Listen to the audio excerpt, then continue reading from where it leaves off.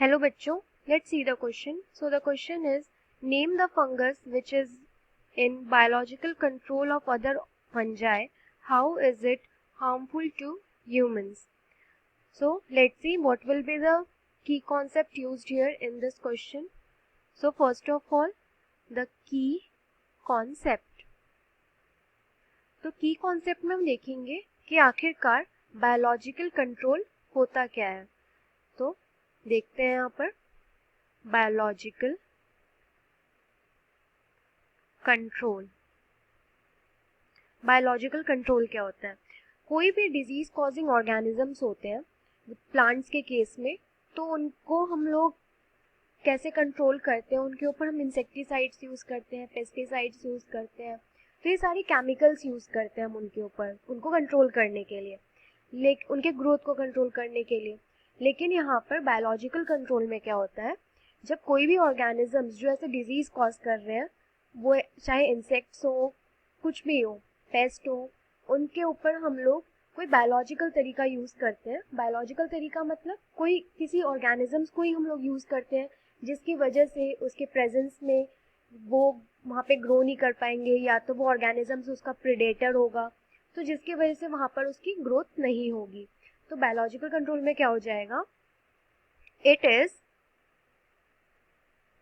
Is the control of growth of disease causing organisms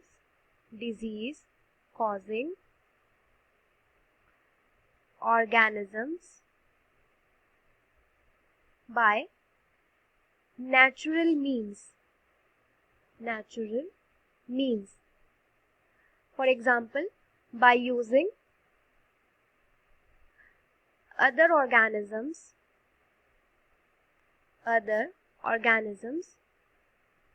in which control their growth.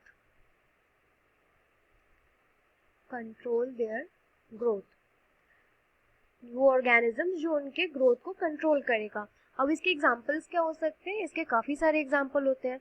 तो fungi में हमसे यहाँ पे क्या पूछा गया है कि कौन सा फंजाई होता है जो दूसरे फंजाई को कंट्रोल करता है बायोलॉजिकल कंट्रोल में. तो यहाँ पर इसका आंसर क्या हो जाएगा? यहाँ इसका आंसर हो जाएगा ट्राइकोडर्मा. जो ट्राइकोडर्मा जो फंजाई है, ये fungi,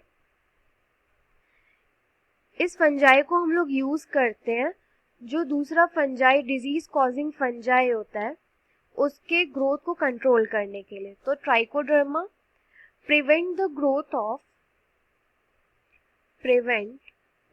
of other disease causing fungi.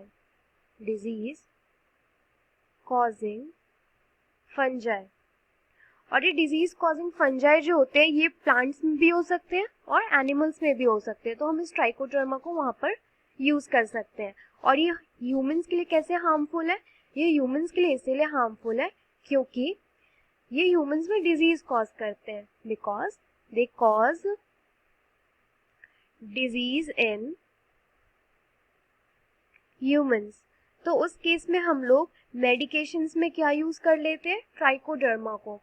तो ट्राइकोडर्मा इसीलिए हमारे ह्यूमंस के लिए यूजफुल होगा, और क्योंकि ये यहाँ पर डिजीज कॉज कर रहा है इसलिए ह्यूमंस के लिए हार्मफुल होगा. Hope you understood it well. Best of luck.